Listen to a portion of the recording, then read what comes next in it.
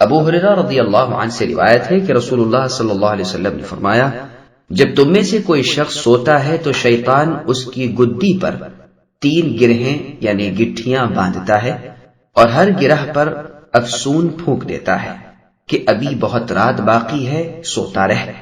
پھر اگر وہ شخص بیدار ہو کر اللہ کا ذکر شروع کرے تو ایک گرہ کھل جاتی ہے، پھر جب وضو کرتا ہے تو دوسری گرہ کھل جاتی ہے، اور جب نماز پڑھتا ہے تو تیسری گرہ بھی کھل جاتی ہے، اور صبح کو خوش مزاج خوش دل رہتا ہے، ورنہ بد مزاج سست رہ کر دن گزارتا ہے۔ دیکھیے صحیح بخاری حدیث رقم 3269۔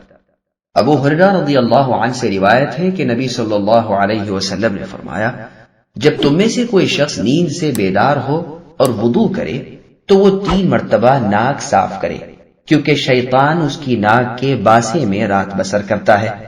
دیکھیے صحیح بخاری حدیث رقم 3295۔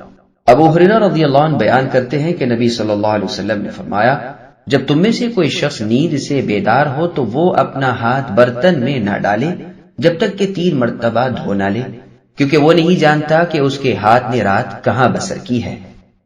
دیکھیے صحیح بخاری حدیث رقم 162۔ حذیفہ ابن الیمان رضی اللہ عنہ بیان کرتے ہیں کہ نبی صلی اللہ علیہ وسلم جب بیدار ہوتے تو یہ کلمات کہتے، الحمد للہ الذی احیانا بعدما اماتنا والیہ النشور۔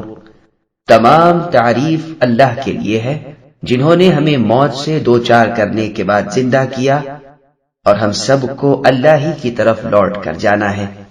دیکھیے صحیح بخاری حدیث رقم 6314۔ دوسری دعا، عقبہ ابن عامر الجہنی رضی اللہ عنہ بیان کرتے ہیں کہ رسول اللہ صلی اللہ علیہ وسلم صلاۃ فجر میں معوذتین یعنی سورہ فلق اور سورہ ناس کی تلاوت کی اور مجھے فرمایا، تم جب بھی سوئے یا بیدار ہو ان سورتوں کی تلاوت کیا کرو۔ دیکھیے سنن نسائی الکبریٰ حدیث رقم 10725 اور عمل الیوم واللیلہ لابن السنی حدیث رقم 879۔